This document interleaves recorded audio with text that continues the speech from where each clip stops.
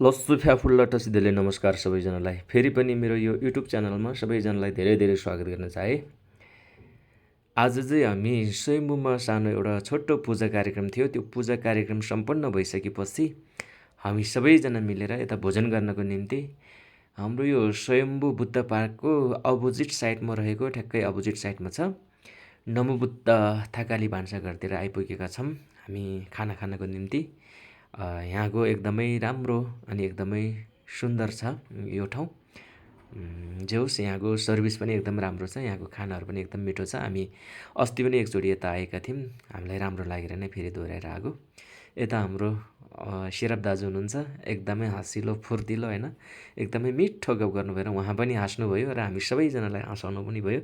जे होस् एकदमै रमाइलो खालको मजाको व्यक्तित्व हुनुहुन्छ उहाँ पनि, मलाई एकदमै राम्रो लाग्छ है। हामीहरू अब आफ्नो आफ्नो धुनमा व्यस्त छौँ यतातिर सबैजना होइन, आफ्नो आफ्नो गफमा मस्त पनि छौँ। यता हाम्रो गुरु दाजु हुनुहुन्छ, अनि उता हाम्रो लामाजी पनि हुनुहुन्छ भने उता हाम्रो आजको पूजा आयोजना गर्ने दिदीहरू हुनुहुन्छ। अनि उहाँहरू चाहिँ खाना खानुहुन्न अरे, बाहिरतिर त्यति लसुन प्याजहरू लसपस गरेको खानेकुराहरू। त्यही भएर आजको लागि हामी चाहिँ नर्मल खालको लस्सी पिउँछु, हामी यति भए हामीलाई ठिक छ, हजुरहरू जे लिनुहुन्छ लिनु भनेर भन्नुभयो। ठिक छ त भनेर हामी पनि यताउता हेर्दै अनि गफमा मस्त हुँदै अनि आफ्नो आफ्नो धुनमा छुट्टै तरिकाको माहौल बनिरहे होइन। म पनि यता वरपर हेरेर यहाँको दृश्यहरू मोबाइलमा कैद गरिरहेँ। एकदमै राम्रो लाग्यो मलाई होइन, यहाँको इन्भाइरोमेन्ट एकदमै शान्त पनि छ, एकदमै रमणीय पनि छ भनौँ न होइन। जे होस् यहाँको सर्भिस पनि एकदम राम्रो छ। अनि यता हाम्रो प्यारी बहिनी अस्मिता हुनुहुन्छ, उहाँले सबैजनालाई लस्सो फ्याफुल्ला टसिदेले नमस्कार भनेर भनिरहनु भइरहेछ भने उहाँ एकदमै हाँसिरहनु पनि भएको छ। अनि उहाँ एकदमै मिठो गफ गरेर एकदमै मिठो मुस्कान दिएर एकदमै हाँसिरहनु भएको छ होइन। एकदमै राम्रो हुनुहुन्छ, एकदमै मिठो बोली बोल्नुहुन्छ अनि एकदमै निस्वार्थ भावना कि हाम्रो प्यारी बहिनी अनिला हुनुहुन्छ उहाँ। अनि भिडियो खिच्ने क्रममा अनि मैले उहाँलाई देखाइरहेँ, अनि उहाँले पनि मेरो एकदमै राम्रो खालको भिडियो खिच्नु है दाजु भन्नुभयो।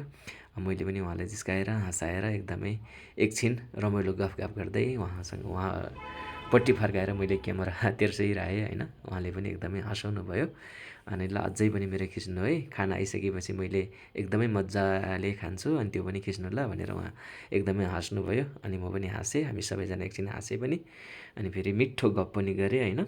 त्यस्तै त हो नि, एकदमै रमाइलो हाम्रो सबैजना व्यक्तित्वहरू चाहिँ जे होस् रमाइलो खालको हुनुहुन्छ होइन। जे कुरामा पनि सानो सानो कुरामा पनि हामी खुसी हुन सक्ने होइन, खुसी हुनु पनि पर्छ, त्यस्तै किसिमको व्यक्तित्वहरू हुनुहुन्छ।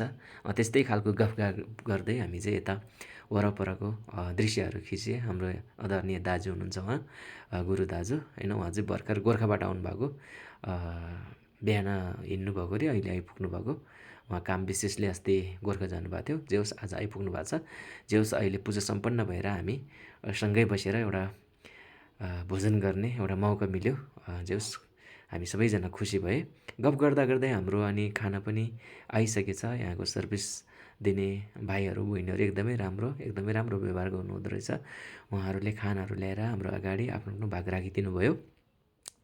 हामी पनि अब ढिलो नगरिकन सबैजना त्रिरत्नलाई अर्पण गरेर भोजन गर्नेतर्फ लाग्यौँ होइन। यता हाम्रो फेरि अस्मिता बहिनीले पनि भिडियो खिच्दै हुनुहुन्छ, सबैजना यता हेर्नुहोस् भन्दै पनि हुनुहुन्छ भने त्यता पनि हेऱ्यो। अनि हामी सबैजना मिलेर त्रिरत्नलाई भोजन अर्पण गरेर अब आफ्नो आफ्नो भाग हामी भोजन ग्रहण गरेँ। भोजन ग्रहण गरिसकेपछि हामी उठेर यता लागे। अब